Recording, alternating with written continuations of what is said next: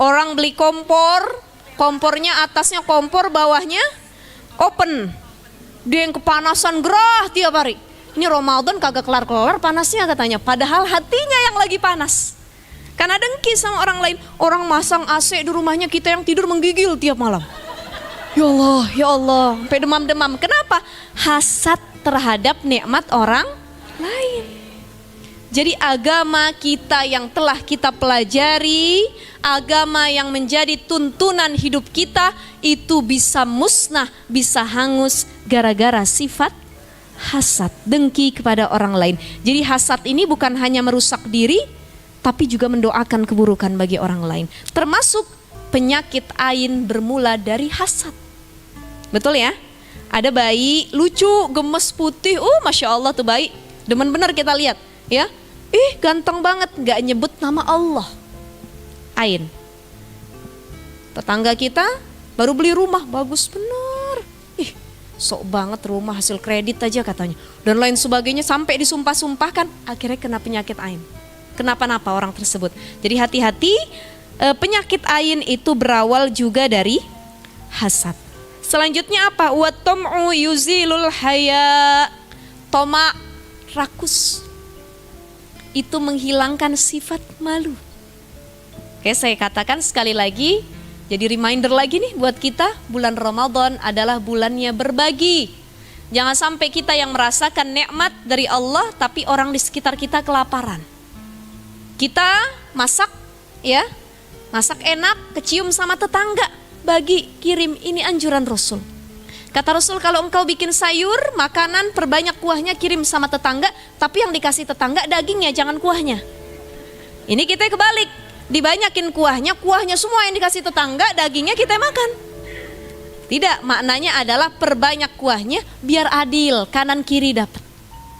Jadi jangan tomak bulannya berbagi. Zakat harus dikeluarkan di bulan Ramadan. Sedekah yang paling utama kata Rasulullah, shadaqatun fi Ramadan, bersedekah pada bulan suci Ramadan. Nih, bulan ini mumpung belum kelar Ramadan, harta yang kita miliki nggak dibawa, Mat. Ibu punya cincin, punya kalung, punya anting, disimpan terus, ditambah terus. Emak-emak kalau baru keluar gajian, duit suami turun, langsung datang ke toko emas, nambah 3 gram, 5 gram, disimpan semua dalam bunker ya, apa namanya? Berangkas. Dalam berangkas disimpan semua. Yang batang ada, yang model emas ada, yang perak ada, berlian juga ada, disimpan semua. Tapi Bu, yang harus kita pahami, harus ada sedekah dari emas tersebut. Ini kalau kajian fikih kita kemarin ya, Bu Ito ya. Jadi dalam perkara emas juga ada, namanya itu zakat zahab wal fiddah, zakat emas dan perak. Jadi kalau sudah sampai nisabnya, berapa nisabnya? Kira-kira nisabnya itu 9, ada yang bilang 80 sampai 98 gram ya. Itu kalau diuangkan ya sekitar 80 juta ke atas. Itu kalau sudah senilai itu emas atau perak kita, wajib 2,5% dizakati. Ya, jangan ditilep saja emas perak taruh rumah. Ya, model yang love ada, model boneka ada, apapun model yang berjejer cincin kita, rupanya kita mati. Buat siapa cincinnya? Bini muda. Bu, ibu, buat siapa? Bini muda kalau lakinya kawin lagi. Kira-kira cincin gelangnya dibawa nggak, ikut dikubur nggak? Enggak. Tas yang mahal branded sampai kremes dia punya, yang harganya ratusan juta, kira-kira nanti ikut dikubur atau tidak? Tidak. Makanya ini semua cuman titipan.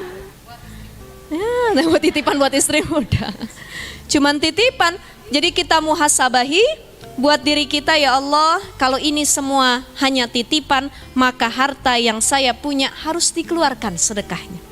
Harus dikeluarkan wakafnya, harus dikeluarkan pembagiannya kepada orang yang membutuhkan. Itu kalau pengen hidup berkah. Ada orang kaya, pergi pagi pulang malam, pendapatan pas-pasan P7. Anak gak keurus sama babysitter, ya. Anak berangkat pagi, anak masih tidur, pulang kerja, anak udah tidur juga. Nggak ada bonding sama pasangan anak, tapi duitnya banyak tiap hari.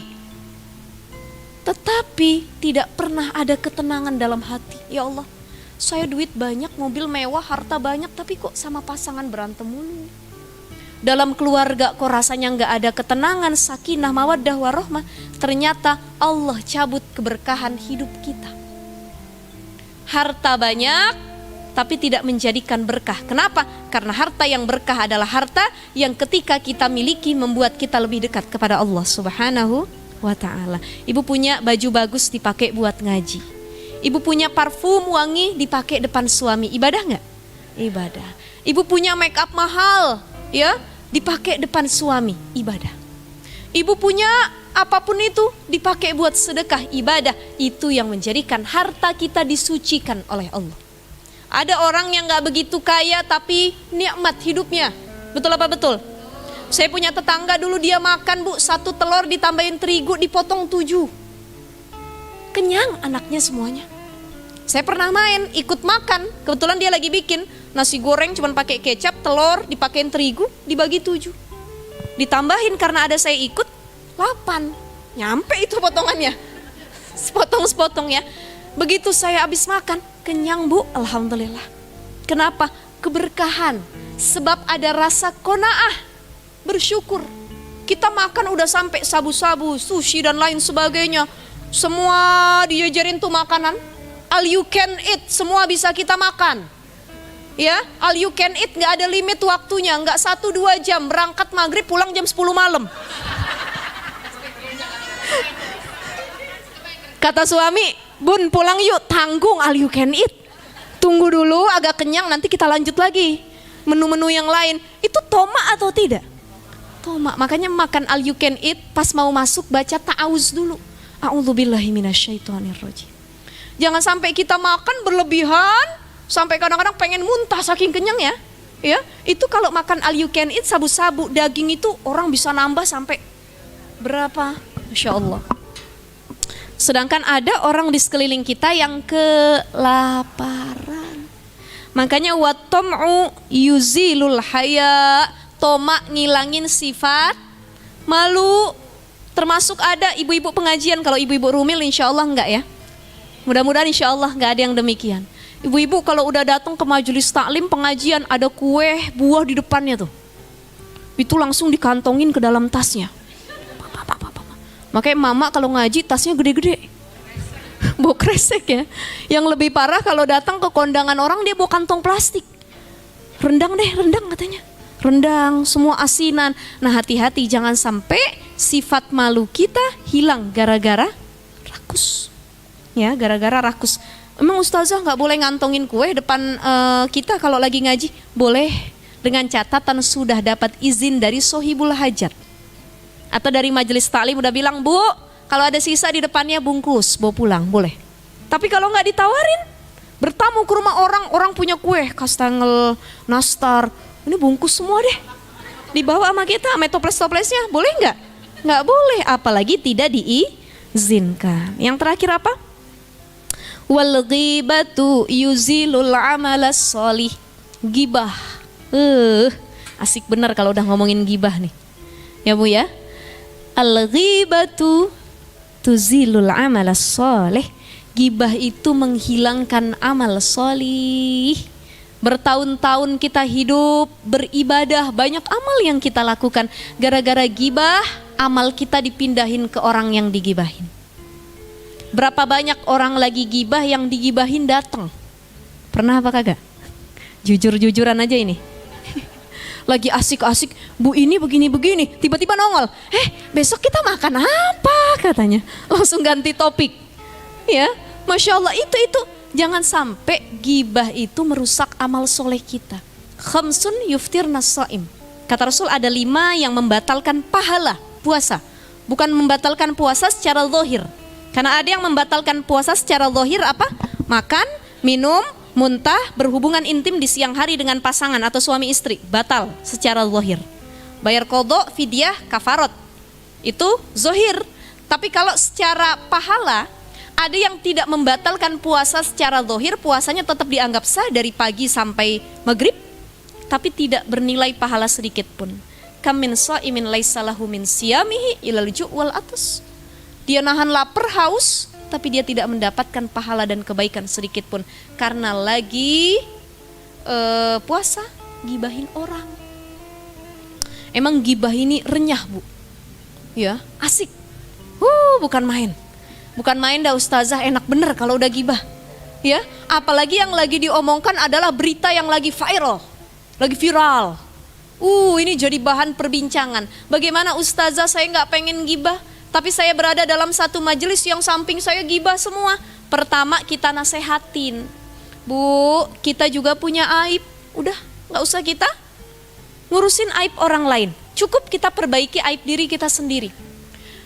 Kalau dia mau menerima nasihat, nih orang yang lagi digibahin mau menerima nasihat, dia akan berkata, iya Bu, astagfirullahaladzim, maafin ya Bu, maafin ya Allah, makasih udah dinasehatin. Tapi ada tipe manusia, dia lagi asik begibah. Bu, jangan gibah, kita juga punya dosa. Tapi bener ini mah, fakta ini. Sini dulu dengerin. Beneran mau tahu kan? Sini dulu. Ini gak bohong-bohong katanya. Jadi gak ada kesadaran. Ada orang yang dikasih nasihat langsung dapat hidayah, tapi ada orang yang dikasih nasihat makin lanjut gibahnya. Gimana ustazah? Oke, kalau dia gak mau dinasehatin, kita cari tempat yang lain. Jangan gabung di situ. Ya, pergi.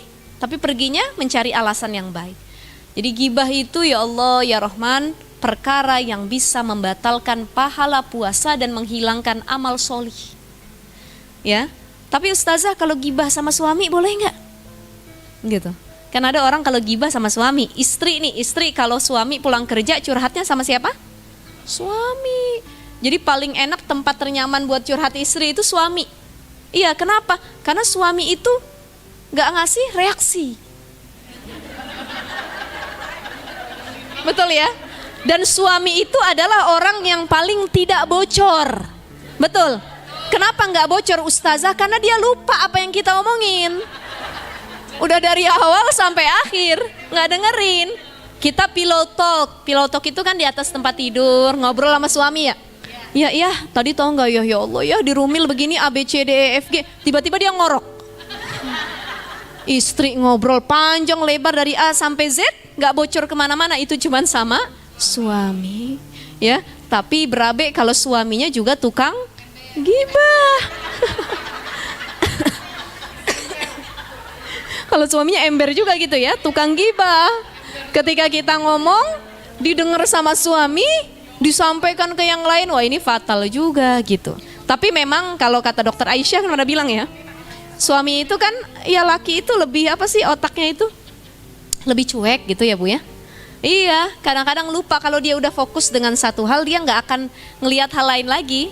Gitu, makanya ngajak suami itu tatap matanya, tatap mata saya. Dengarkan, karena kalau suami matanya kemana-mana, itu lupa dia yang disampaikan tadi apa gitu ya. Ya itu, makanya paling enak curhat sama suami, tapi jangan ngomongin orang juga. Cukup kayak cerita. Perempuan kan sebenarnya kalau dia punya masalah Bu, dia ngobrol sama suami itu bukan minta solusi, enggak. Mau didengar aja. Suami cukup jawab, iya. Hebat Bunda, udah. Ya setuju ayah, udah. Besok tidur ya suaminya. Enggak apa-apa. Karena perempuan mau dikasih solusi bagaimanapun enggak bakal benar.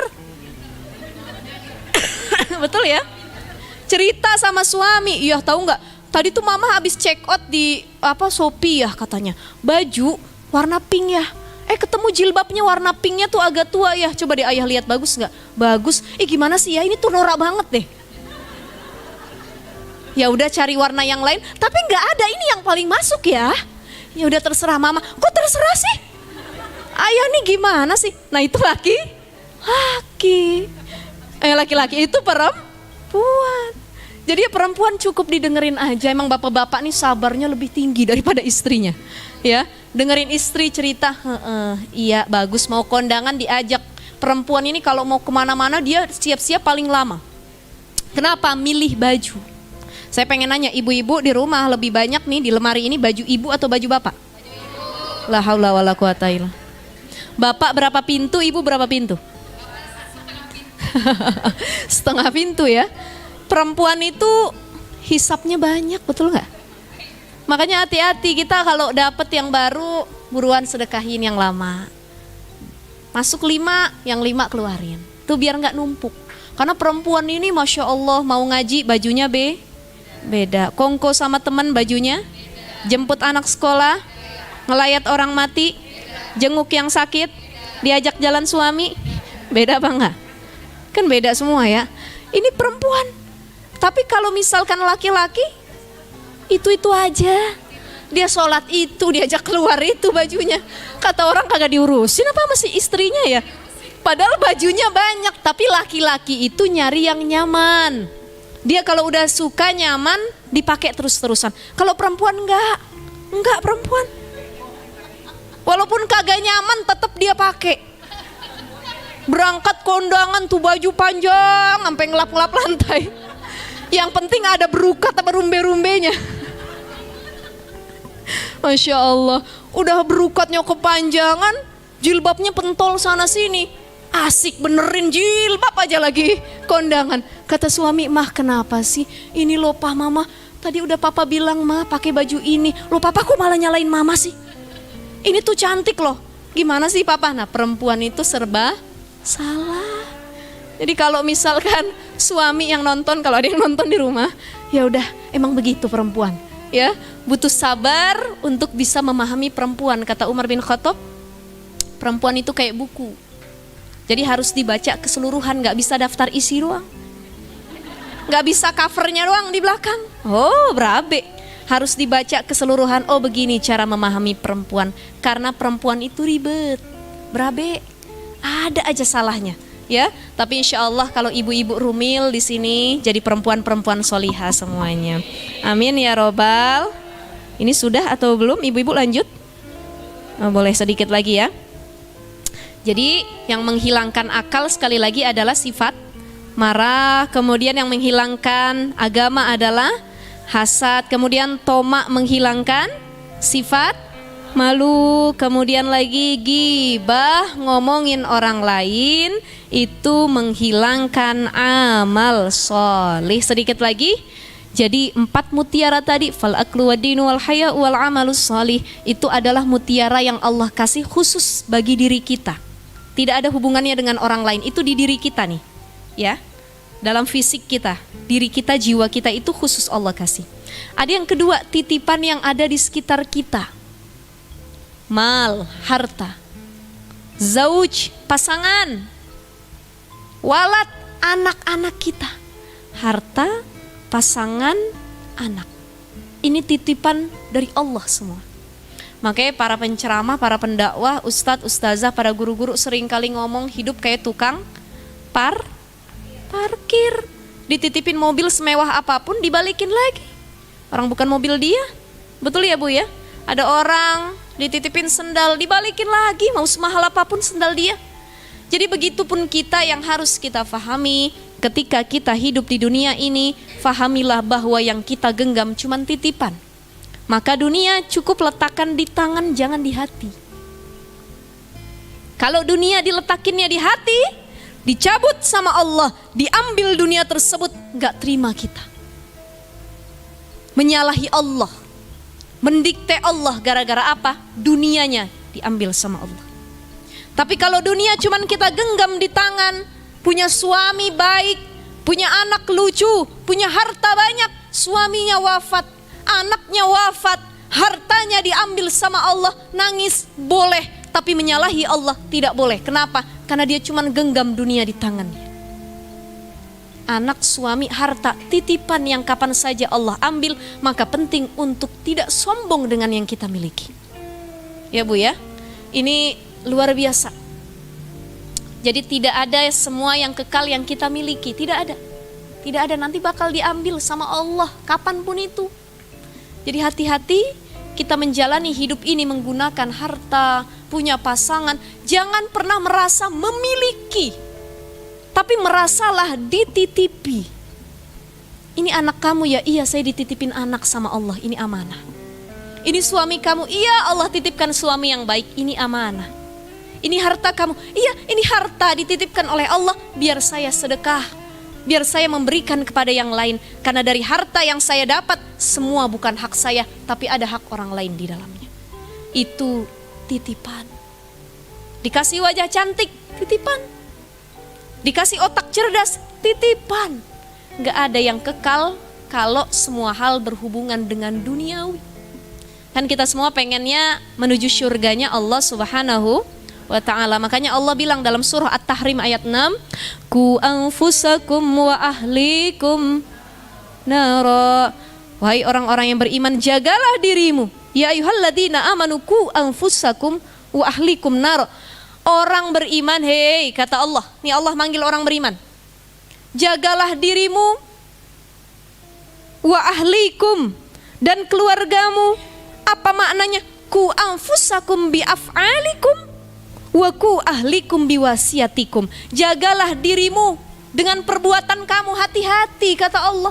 Bertindak fikir lagi, berbicara fikir lagi, mau melakukan apapun diulang-ulang lagi sampai matang. Cocok atau tidak kita lakukan?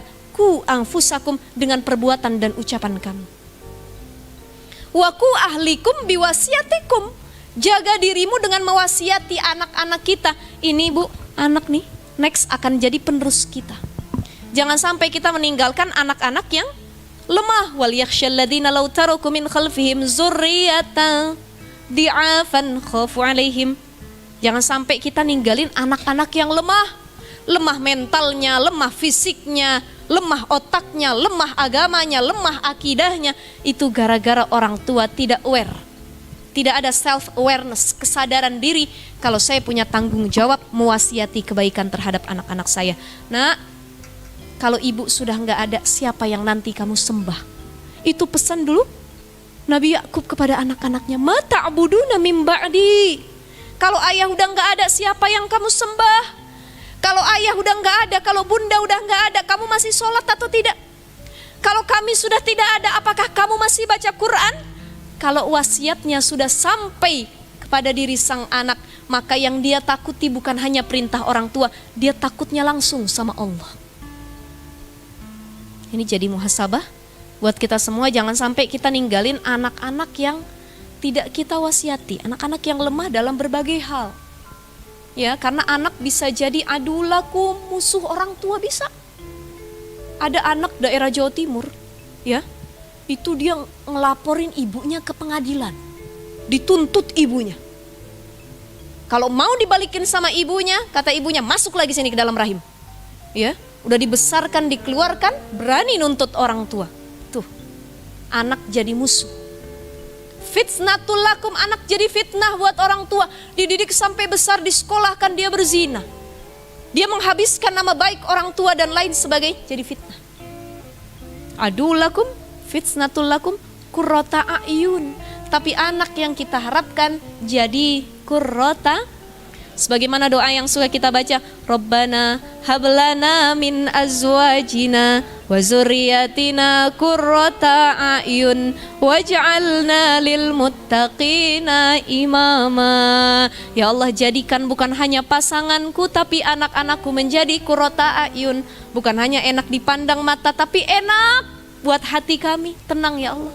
Sifatnya, akhlaknya, kepribadiannya, insya Allah mudah-mudahan suami kita, pasangan kita, anak-anak kita jadi qurrata a'yun, jadi amanah yang bisa kita jaga sebaik mungkin.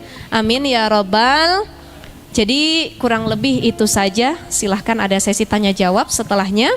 Jadi pada intinya titipan ada dua, titipan yang khusus kepada diri kita, ada titipan di sekitar kita yang Allah kasih, pasangan, orang tua, anak dan lain sebagainya. Cukup letakkan di tangan, jangan letakkan di hati, karena yang semua Allah titipkan kapan saja bisa diambil. Nauzubillahi min zalik. Baik, silahkan kalau ada tanya jawab. Ya, kepada bunda-bunda yang ingin bertanya kami persilahkan.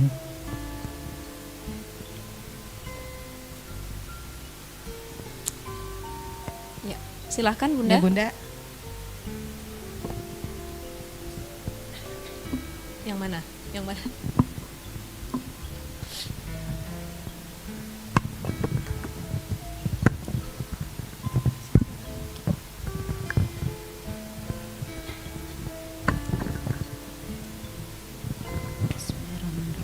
Assalamualaikum warahmatullahi wabarakatuh. Waalaikumsalam warahmatullahi wabarakatuh. Izin bertanya Ustazah. Saya mau bertanya tentang penyakit ain itu Ustazah. Itu pengertiannya bagaimana Ustazah ya? Maksudnya orang yang hasad ke kita, tapi kitanya yang bisa kena penyakitnya atau gimana gitu Ustazah? Jadi, Terima kasih. ya, penyakit ain itu bukan hanya berasal dari pandangan buruk ya, tapi tadi pandangan yang senang, kagum itu juga bisa penyakit ain. Karena kata Rasulullah, al-ainul haq, penyakit ain itu adalah satu kebenaran. Memang di zaman Rasul itu pernah terjadi bun, kayak begini. Ada laki-laki, 2 orang laki-laki ini dulu Arab Baduy ya, mereka tuh berenang bareng. Ketika berenang, yang satu buka baju nih, kalau laki-laki kan biasa berenang pakai boxer doang ya. Ya, mau itu orang Arab atau apapun, ketika dia buka baju, yang satu juga buka baju. Ini yang satu lagi pas buka baju, badannya bagus, bersih putih, temannya takjub. Wih, bagus banget ini badannya si Fulan.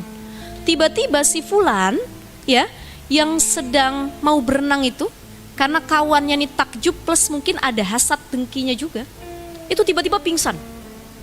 Pingsan langsung, dibawa ke Rasul. Maka kata Rasulullah, ini adalah penyakit ain yang berawal dari pandangan. Maka untuk melawan ain tadi, pandangan jahat, buruk, dengki dari orang lain, karena kan kita nggak bisa memfilter dan kita nggak tahu siapa yang dengki sama kita. Depan kita baik, belakang kita dengki, ya, muka 2 dan lain sebagainya. Bentengnya tuh doa. Nah, kita buat yang kalau memandang orang lain, pandangnya dengan kalimatullah. Saya udah pernah sampaikan sebelumnya, kalimat thayyibah. Ada orang cantik, Masya Allah, tabarakallah, subhanallah, walhamdulillah, pokoknya kalimatullah lah, ya. La haula wala quwata billah, hadza min fadli rabbi. Biar apa? Biar orang yang kita pandang gak kena penyakit ain. Ada orang terlalu kagum berlebihan, ada orang terlalu benci berlebihan, itu bisa jadi penyakit ain. Nah, kita yang dipandang, kita nggak tahu pandangan mana yang akan mencelakai kita. Maka harus punya benteng. Bentengnya doa, zikir pagi sore, zikir setelah sholat. Bismillahilladzi la yadurru ma'asmihi syai'un fil ardi wala fis sama'i wa huwas samiul alim. A'udzu bikalimatillahi tammah wa min kulli ainin lam, atau a'udzu bikalimatillahi tammati min syarri ma khalaq. Itu bisa kita dawamkan, kita baca. Karena orang dengki itu kita nggak tahu dari arah mana saja. Sekarang dengki itu bisa lebih susah untuk dideteksi. Karena kita hidup bukan hanya di dunia offline nih gini, tapi ada dunia online juga, dunia maya, bukan hanya dunia nyata, betul nggak? Ada orang dengkinya dari Instagram, dengkinya dari TikTok, dengkinya dari YouTube, WA dan lain sebagainya. Maka kita juga pintar-pintar memilah-milih mana yang kita post dari kenikmatan kita. Kalau kita punya goals, tujuan, planning nih para bunda sekalian. Misal, saya dan suami punya tujuan. Tujuannya adalah kami mau haji tahun ini. Dan ada usaha yang sedang kita lakukan biar kesampaian hajinya. Itu jangan pernah diceritakan di media sosial. Karena tidak semua orang senang mendengar proses yang sedang kita lalui. Gara-gara dengki orang, tujuan yang mau kita capai nggak jadi. Maka jangan berlebihan posting di media sosial, gitu ya. Nah, itu seperti itu, dengan mendawamkan doa, zikir, karena sekarang susah untuk mendeteksi mana orang yang dengki atau tidak. Itu kan pandangan juga, ya. Malah kalau yang ainnya berasal dari dengki itu lebih parah. Ain yang berasal dari kekaguman saja bisa jadi ain, gimana yang dia mendoakan buruk gitu. Asal ketemu kita, mudah-mudahan kan. Ya. Dan lain sebagainya, itu ya Allah, nauzubillah, itu lebih cepat kena ainnya kepada kita. Tuh ya. Ada lagi pertanyaan? Silahkan.